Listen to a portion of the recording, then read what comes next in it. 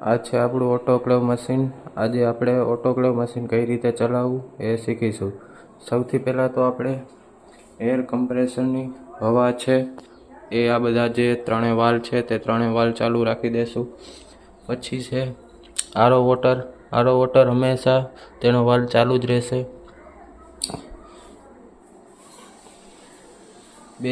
બીજું છે આપણે સાદું પાણી એટલે કે વેક્યુમ પંપ માટે એ પણ હંમેશા ચાલુ જ રાખવાનું છે। હવે આપણે મશીન તરફ આવી જશું। આ છે મશીનનો ડોર આપણે ખોલશું અને અંદર આપણે મટીરિયલ જે ડ્રમ છે કે તે બધું અંદર નાખી દેશું અને પછી દરવાજાને લોક કરી દેશું। દરવાજો લોક કરવા માટે ક્લોકવાઇઝ એટલે કે જે ઘડિયાળનો કાંટો જે બાજુ ફરે એ બાજુ આપણે ટાઈટ કરીશું।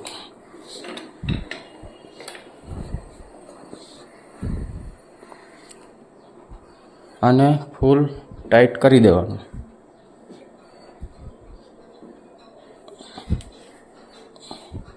દરવાજો ટાઈટ થઈ ગયો છે। જ્યારે સાયકલ પૂરી થાય ત્યારે દરવાજો એન્ટી ક્લોકવાઇઝ ખુલશે। હવે આપણે આવી જશું આ મશીનનું પેનલ બોર્ડ છે।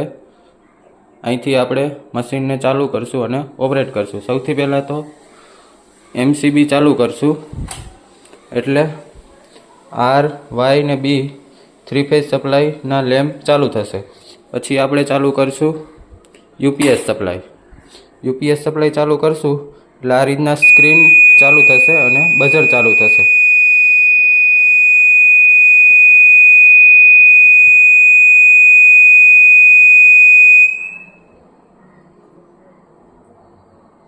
હવે આપણી મેન સ્ક્રીન આવી ગઈ છે। હવે આપણે આખી ડિસ્પ્લેમાં ગમે ત્યાં ટચ કરશું એટલે મેન મેનુમાં આવી જશું। મેન મેનુમાં આવી ગયા। હવે આ છે એર કમ્પ્રેસર। આપણે એર કમ્પ્રેસર તો ચેક કરી લીધું, બધા વાલ્વ ચાલુ છે। હવે આપણે કરશું મેન્યુઅલમાં ગયા।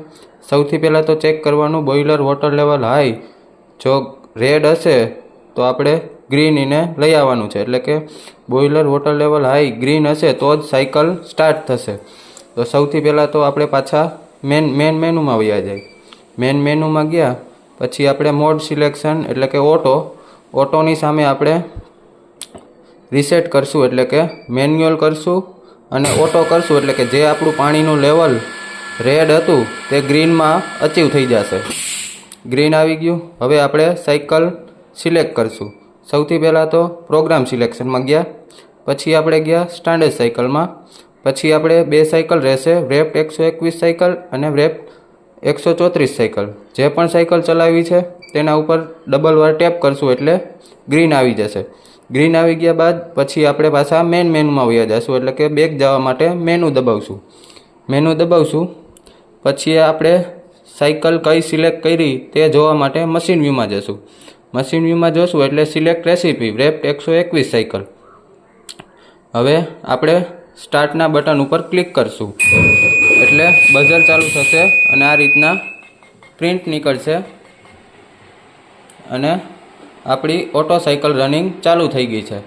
હવે આમાંથી આપણે બેક જશું એટલે આપણા જે પ્રોસેસ કઈ રીતના ચાલવાની છે તે જોવા માટે આપણે ફેઝ વેલ્યુ ખોલશું। તેમાં આ પ્રોસેસ છે કે જે પહેલાં પલ્સેશન છે, પલ્સેશન વેક્યુમ હોલ્ડ ટાઈમ છે, પલ્સેશન પ્રેશર છે, પલ્સેશન પ્રી હોલ્ડ ટાઈમ છે, પછી નંબર ઓફ પલ્સ છે। એ રીતના આખી પ્રોસેસ ચાલુ થશે કે પછી અત્યારે આપણી સાયકલ ચાલુ થઈ ગઈ છે। અત્યારે કરંટ ફેઝ બતાવે છે હીટિંગ એટલે કે પહેલાં તો આ છે જેકેટનો પ્રેશર ગેજ એટલે કે પહેલાં આમાં હીટિંગ અત્યારે ફેઝ ચાલુ છે એટલે કે 3 ઉપર પ્રેશર જનરેટ થશે। પછી આપણું પલ્સેશન ફેઝ ચાલુ થશે। આ છે ચેમ્બરનું, જે આપણે મટીરિયલ અંદર મૂક્યું તેનું પ્રેશર આમાં બતાવશે। જો વેક્યુમ થશે તો માઇનસમાં જશે અને સ્ટીમ આવશે તો પ્લસમાં જશે। હવે આપણે કઈ રીતે સાયકલ વર્કિંગ કરે તે શીખી લઈએ। તો સૌથી પહેલાં તો હીટિંગ ફેઝ છે એટલે કે પહેલાં તો પ્રેશર જનરેટ થશે, પછી આવશે પલ્સેશન વેક્યુમ થશે એટલે કે -500 તક આગળ જશે, પછી તેનો હોલ્ડ ટાઈમ થશે, પછી અંદર સ્ટીમ આવશે પલ્સેશન પ્રેશરમાં, પછી તેનો હોલ્ડ ટાઈમ થશે, પછી નંબર ઓફ પલ્સ એટલે કે એકવાર એ પ્રોસેસ થઈ ગઈ કે વેક્યુમ થયું, પછી હોલ્ડ થયું, પ્રેશર આવ્યું અને હોલ્ડ થયું એટલે કે નંબર ઓફ પલ્સ 1 થયો. એવી રીતના 3 વાર થશે. 3 વાર થઈ ગયું પછી આવશે સ્ટરીલાઇઝેશન ટેમ્પરેચર એટલે કે 121 ડિગ્રી ટેમ્પરેચર. જે સેટ વેલ્યુ છે તે આપણા મશીનના ડેટા છે કે એ પ્રમાણે આખી સાયકલ વર્કિંગ કરશે. અને પછી જ્યારે સ્ટરીલાઇઝેશન ટેમ્પરેચર આવશે એટલે કે સામે 121 ડિગ્રી ટેમ્પરેચર આવશે એટલે અહીંયા આપણે પલ્સેશન ફેઝ પછી આવી જશે પ્રી સ્ટરીલાઇઝેશન. પ્રી સ્ટરીલાઇઝેશન એટલે કે 121 ડિગ્રી ટેમ્પરેચર આવી ગયું પછી સ્ટરીલાઇઝેશન હોલ ટાઈમ ચાલુ થશે કે 900 સેકન્ડ એટલે કે 15 મિનિટ. એટલે કે 121 ડિગ્રી ટેમ્પરેચર રહ્યું તે આપણું 15 મિનિટ લગી હોલ્ડ રહેશે. રેડી. પછી આવશે આપણું ડ્રાઇંગ ફેઝ એટલે કે જે 15 મિનિટ હોલ્ડ રહ્યું તે બધું પ્રેશર આ ડ્રેનેજ લાઇનથી કાઢીને બહાર ગટરમાં જવા દેશે. પછી આપણું આવે છે ડ્રાઇંગ ફેઝ. ડ્રાઇંગ ફેઝમાં શું છે કે પોસ્ટ વેક્યુમ રેન્જ રહી 550 તેની સામે 550 થશે. અને પછી એના નંબર ઓફ પલ્સ છે કે number of pulse for drawing એટલે કે ડ્રાઇંગમાં કેટલી વાર વેક્યુમ થશે. ડ્રાઇંગમાં વેક્યુમ થશે 2 વાર. 2 વાર થશે એટલે કે પહેલી વાર વેક્યુમ થઈને એર ઇનલેટ કરીને ઓટોમેટિક કાઢી નાખશે. પછી બીજી વાર વેક્યુમ થશે તે પોસ્ટ વેક્યુમ હોલ ટાઈમ લખેલું છે તે 300 સેકન્ડ છે એટલે કે 5 મિનિટ પછી તે વેક્યુમ કાઢશે. અને પછી ડ્રાઇંગ ફેઝ પૂરો થશે કે જે તેનો હોલ ટાઈમ પૂરો થયો પછી આખી ડિસ્પ્લેમાં લખેલું આવશે સાયકલ ઓવર અને ઓકે ઉપર ક્લિક કરશો ત્યારે બઝર કન્ટિન્યુ ચાલુ રહેશે. જેવું ઓકે ઉપર ક્લિક કરશો એટલે સાયકલ બંધ થઈ ગઈ એટલે કે આપણી સાયકલ પૂરી થઈ ગઈ. પછી આપણે આમાંથી બહાર નીકળી જવાનું અને મેન્યુઅલમાં જઈને પ્રેશર લખેલું છે તે પ્રેશર જોઈ લેવાનું. -30 40 કે પ્લસ હોય તો આપણે દરવાજો ખોલી શકીએ.